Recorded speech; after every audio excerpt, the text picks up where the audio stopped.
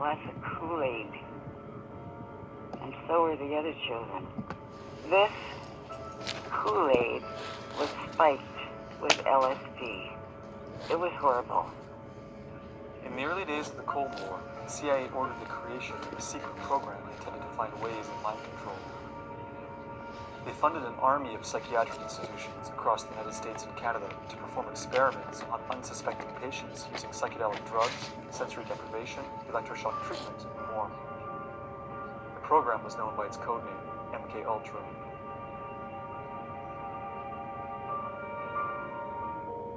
At the end of the Korean War, a number of freed American POWs came home seemingly brainwashed and espousing communist propaganda. American officials suspected that the soldiers had been subjected to what they thought were new communist mind control techniques. Alarmed by the situation, the newly formed CIA allocated $25 million for psychiatric experiments on human beings. It was the most secret program ever conducted by the CIA in the United States. Patients at psychiatric hospitals, prisoners in federal institutions, and even people in the public were given drugs without their awareness or consent and experimented upon. Initial projects went to Operation Midnight Climax. They established what were called safe houses, where prostitutes would lure men to these apartments, and then once the men were in the apartments, they were dosed with LSD, and then they were basically studied by CIA scientists, usually behind a two-way mirror. Another common practice was the hosting and observing of LSD-induced parties. These parties were called acid tests, and the culture that grew out of them played a key role in the development of the hippie and psychedelic movements a few years later. However, some of the most damaging experiments occurred at the Allen Memorial Institute in Montreal, Canada. There, under the direction of infamous Scottish-American psychiatrist Dr. Ewan Cameron, unsuspecting patients, many of whom had common ailments such as postpartum depression, were experimented on with aggressive drug cocktails and extreme techniques. My father was a victim of Dr. Cameron. He was a 27-year-old, healthy skier, canoeer, very athletic, and he had asthma. They told him if he went to the Allen Memorial, they could cure his asthma. My father, Charles, was a patient of Dr. Cameron's. He had a trigeminal neuralgia, it's called, where there's a pain in the temple that radiates into the jaw that apparently is excruciatingly painful. They told him that it was psychosomatic, which it's not, but in those days, what did they know? So they sent him to a shrink. This shrink that he went to was working with Cameron, although we didn't know. So he put my father right into the program. I was having trouble with my parents. My father and my stepmother decided to put me in the Allen Memorial Institute. They had no idea what went on in there. I was 16 when I was there. Dr. Cameron pursued a concept he called depatterning, which was meant to reduce patients to an infantile psychological state wherein doctors could take advantage of the person's cognitive vulnerability to attempt to rebuild their mind under the doctor's control. A popular method of choice to achieve this was called psychic driving. The day that my father was brought to the hospital, they immediately put him on insulin, to put him into like an insulin coma. They took clips from the interview with the shrink and put it on tape to run a loop under his pillow while he was put into this sleep treatment. He also was put in an insulin coma for 36 days with a recording beside him saying that your mother hates you over and over and over and over and over.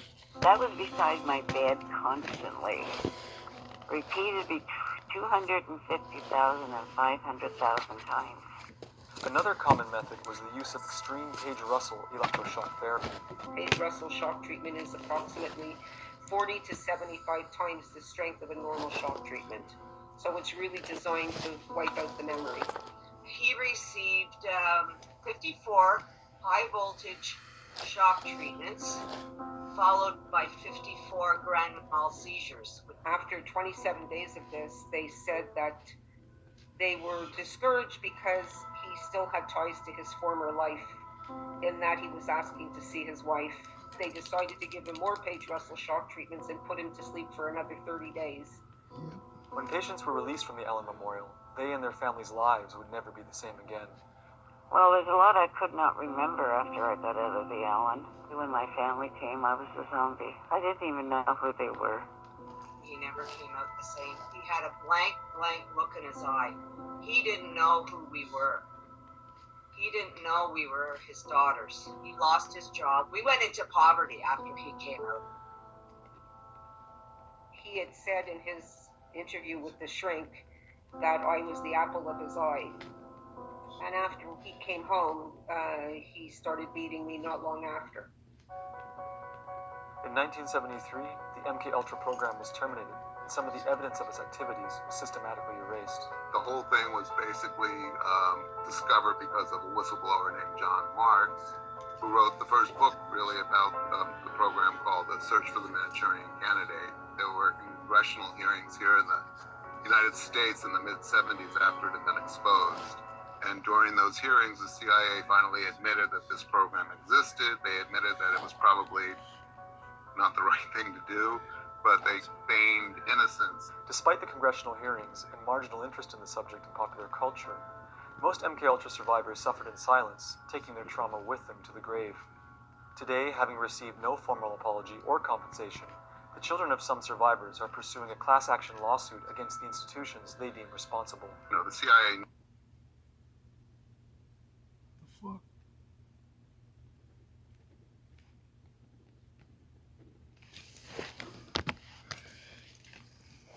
Oops.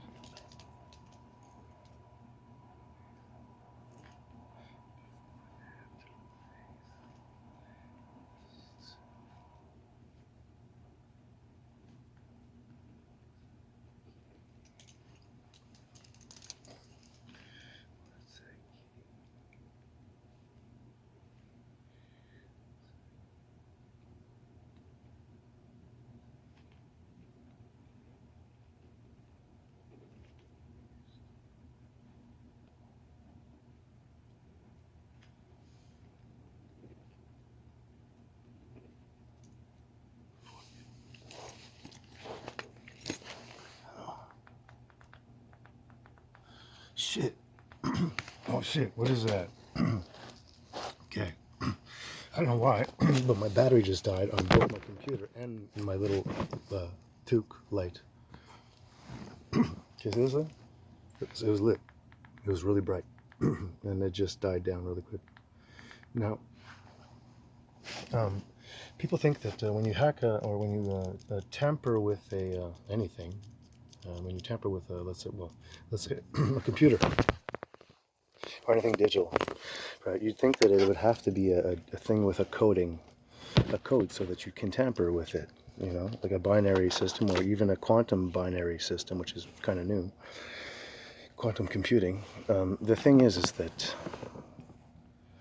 okay, now they can't mess with your digital car unless they have a window into your thing and they're tapped into your system. Okay, but this is the trippy part. A machine, any object, anything emits a frequency. Like Sanskrit was the first language, okay? Sanskrit was the first language, and it's still the only scientifically designed language, because it's root syllables. These beings who are realized, as in they had clarity, they could look at anything and know what it is. So they could look at a tree, let's say, I don't know, hours or instantly, I don't know how it works. I don't know the actual history of that, but they could look at the tree and know what it is, because it's emitting a specific frequency, just like you and me and anybody has a specific frequency. Every tree has their own, but a tree will do a specific tree kind of it'll emit a tree frequency and sound and vibrational form, a waveform.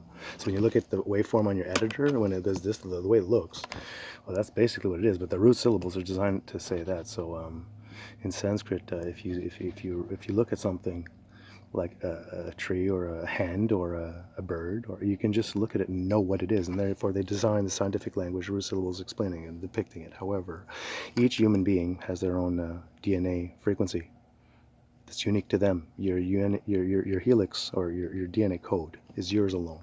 So like Nikola Tesla said, think in terms of vibration and frequency, right? Oh, that's the thing. He's got a few tricks up his sleeves that we haven't seen yet, by the way. Anyways, death beam. So anyways, point being is they can lock on to these frequencies. So apart from the human thing, I'll leave that for some other shit. But the thing is when they look at your frequency, a frequency of, let's say, of a car, well, they can just, how do you say it? I'll just say it straight, man. You got a satellite or something like that, a weapons platform, basically started by Reagan, Operation Star Wars, Project Star Wars in '84. And these things, they can lock on to anything now. They can lock onto your car that is, what, a fucking Trans Am from 1968? Dude, they can lock onto it. They can lock onto the engine.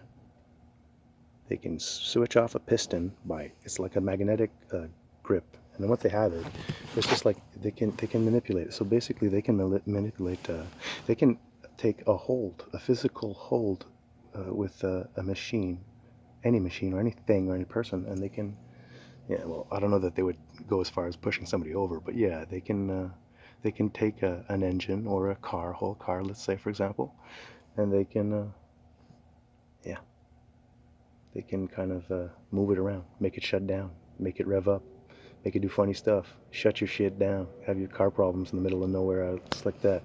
Anyways, Scram fan, another shit's in the background, I can't hear it. Stop. No. All this to say, is all this stuff we just saw, you're going to see it again, but it's going to be better edited.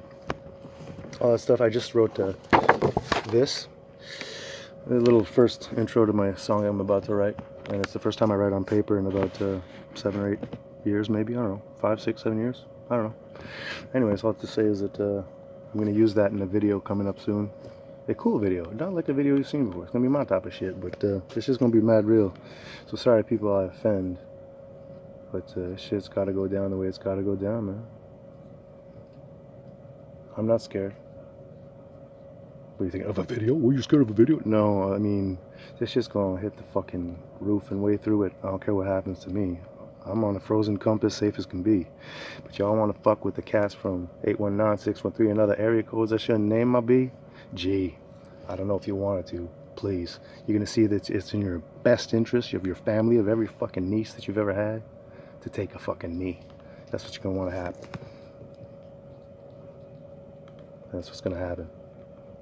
Fuck rapping. We're going to be in the newspaper with a picture. Front page, motherfucker. They'll see you 10 years down the line. With my ass, you're going to be yapping, rapping, slapping these motherfuckers in the face. No disgrace, rhymes are laced with knowledge. Fuck knowledge. I'm going to hit you with some truth instead. Peace, yeah? Check me back. Bled the motherfucking singer.